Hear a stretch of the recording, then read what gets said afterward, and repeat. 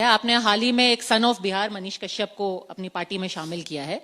उनके कई पुराने ट्वीट लोग निकाल करके कह रहे हैं कि ये उनकी सोच है। क्या ये जन स्वराज की विचारधारा है? क्या ये एक एग्जाम्पल आप सेट करना चाहते हैं बिहार के लिए और देश के लिए? आप तो उत्तराखंड की है, गंगा वहां से निकलती है और वहां सैकड़ों नदियां, छोटी बड़े नदियां बंगाल आते आते गंगा में समाहित होता है।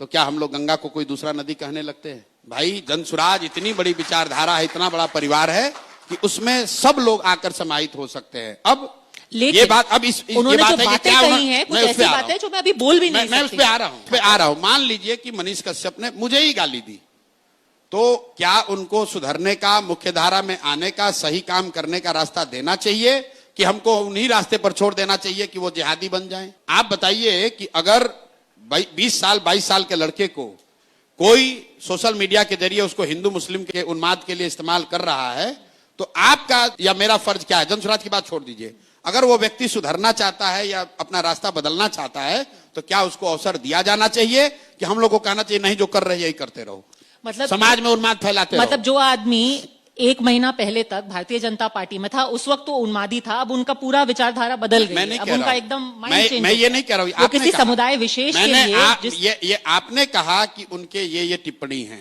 तो गांधी जी के साथ बाबा साहब भी साथ में काम किए। बाबा साहब का गांधी जी से कई मुद्दों पर बहुत मतभेद था। सुभाष चंद्र बोस जी उनके साथ काम किए, उनका भी कई मतों पर उनसे गांधी जी से सहमति नहीं थी। बहुत सारे लोग ऐसे थे जिनकी सहमति नहीं थी। जो कांग्रेस थी आजादी से पहले, मैं बार बार कहता हूं कि जन स्वराज एक मायने में आजादी से पहले जो कांग्रेस की व्यवस्था थी, उस तरह की व्यवस्था बनाने का प्रयास है।